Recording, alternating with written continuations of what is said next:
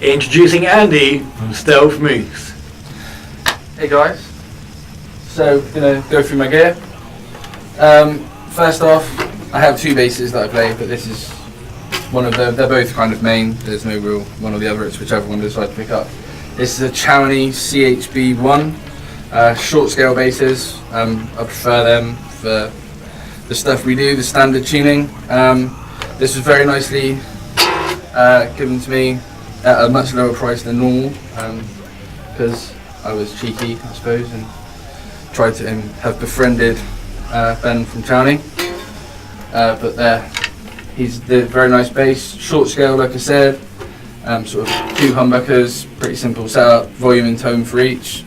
It's hollow bodied, so a little bit different, because a bit of a different sound. Probably not the instrument most people would think for our music, but I like it, so it's cool. The other bass that I have is a Squire Jaguar, just a standard vintage modified. That's not with me at the minute because it's getting updated, so it's going to have new pickups, Seymour Duncans, and some DR strings, which are on that as well, I should say. Yeah, and then that's going to be a little bit better, a bit more stable. So yeah, I really like Squires. For me, they're a little bit better than some Fenders at the minute, so that works out better for me. Suppose now move on to the retardedness that is my pedal board. Most people, well, everyone will probably think it's excessive for a bass player, but I don't really care. Each to their own. So yeah, as you see, I've got quite a lot of Moog. So my signal basically goes into the bass Murph, which is kind of like a step filter envelope thing. It can do some drive as well. Then it goes off into Moog low pass filter, and then it goes into the Boss MS3, which is super cool. Got loads of effects in it. It's got 3 loops, so the brute distortion, the sub octave, and the octaves. That's another Chowney pedal, really cool. Just like a clean octave and an octave up. And then you've got the main distortion that I use, which is the Fuzz Bomb Gripper. Really two of their pedals, basically a cattail and an OCD, or a demon I should say, in one pedal. Got a mix between. And then all that goes off through my cluster flux out into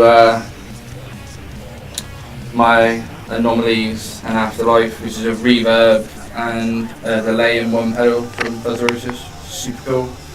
The big muff is there pretty much if I feel like going a bit crazy. It's really, really bass heavy, really crazy, like the old school Sotec muffs, which is really cool. And then everything goes through my Cali 76 Origin compressor, which is right at the end of the chain, which is probably not where everyone else would put it, but I find it works best for me. Yeah, that's pretty much it really. There's a lot of effects going on there. You've got sort of chorus and octave going on. Mainly, like I say, bomb grippers, the main distortion.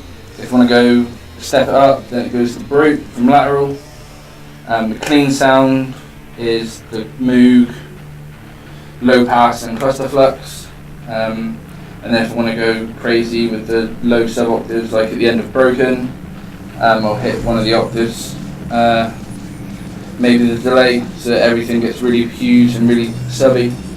But for the most part, it's sort of picking stuff when I feel I want to play with a bit of envelope filter, or just however I feel in the moment. A lot of this setup sort of lets me pick and choose. So yeah, that's the pedals.